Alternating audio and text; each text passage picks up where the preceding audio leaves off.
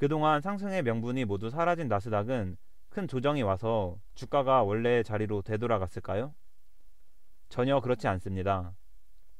나스닥은 이렇게 호재와 기대감은 하나도 없고 악재와 우려감만 가득한 상황에서도 그동안 올라온 자리를 이탈하지 않고 높은 구간에서 잘 버텨주고 있습니다. 안녕하세요. 투자를 기록하는 구호개미입니다. 금요일 미국 증시는 주목할 만한 지표 발표는 없었지만 시장 참여자들이 계속해서 금리를 암울하게 전망하고 채권 금리가 상승세를 보이자 목요일에 이어 조정을 보였습니다. 미국 증시는 장 초반 목요일에 강한 매도세가 지속됐지만 장중 매수세가 들어와 아랫꼬리를 달고 시가를 회복해 최종적으로 나스닥은 마이너스 0.58%, S&P 500 마이너스 0.28% 하락했습니다. TQQQ는 2.16% 하락해 24.04달러로 마감했으며 아직 저의 목표 매수가인 22.5달러를 터치하지 않아 저의 보유 수량은 1300주 그대로입니다.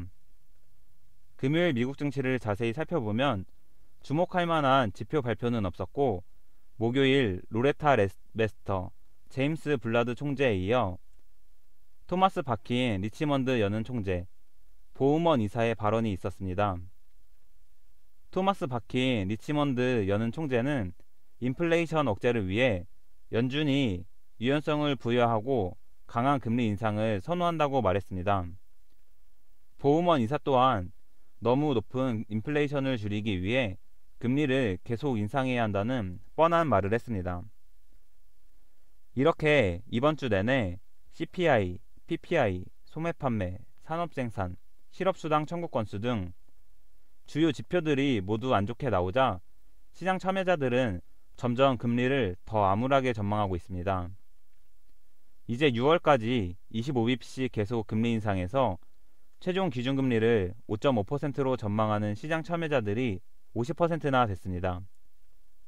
일주 전까지만 해도 수합시장에서 시장 참여자들은 연준이 제시한 최종 기준금리를 믿지 않고 그것보다 완화적일 거라 베팅했으며 9월이나 11월에 금리 인하를 시작할 거라 전망했습니다.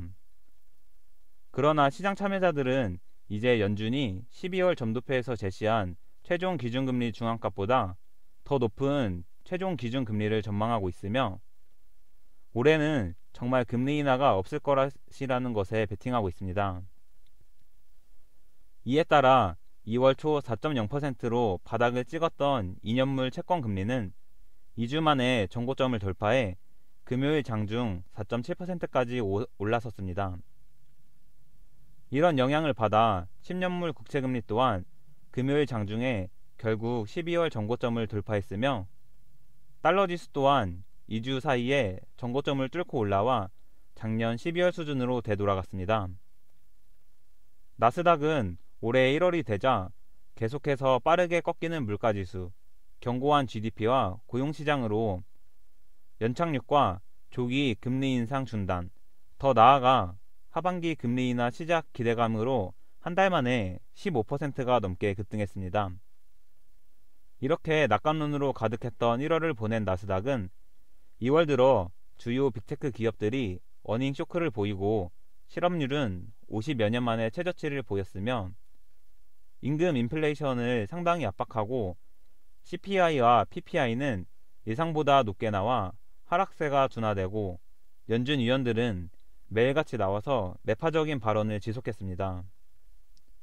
이에 따라 1월 조기 금리 인상 중단과 금리 인하를 기대하며 낙관론으로 가득했던 시장 참여자들의 금리 전망은 2월에 180도 뒤집혀 최종 기준금리를 5.5%로 전망하고 올해 금리 인하는 없을 것이라 생각하고 있습니다.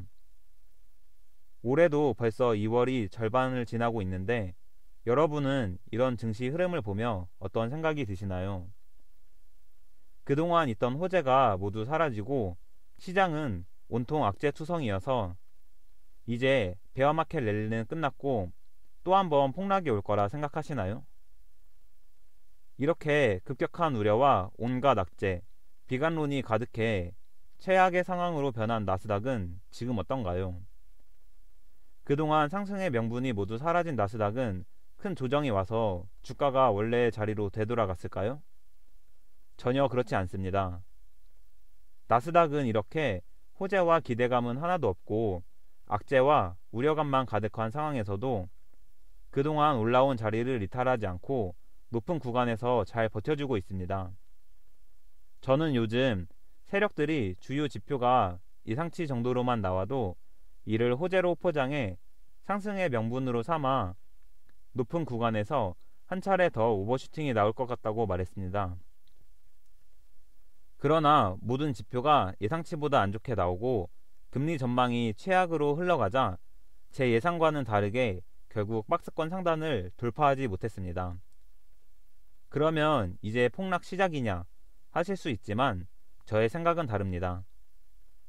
저는 세력들이 지표가 좋아지고 금리 전망이 완화되길 기다리며 나스닥 200일선 위에서 계속해서 위아래로 흔들며 개인들의 물량을 뺏고 충분한 수량을 매집할 거라 생각합니다.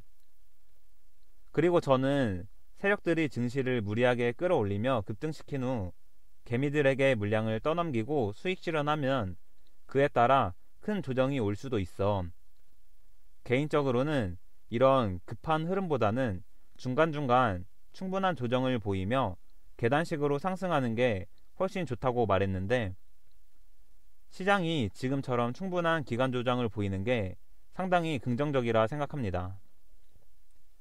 이런 흐름으로 증시가 흘러간다면 주가가 크게 무너지지 않은 채 시간은 흐르고 결국 금방 3, 4월이 지나 최종 금리에 가까워지며 기준금리 불확실성은 해소되고 채권금리도 떨어지며 주식시장은 중장기적 계단식 상승이 가능할 거라 생각합니다.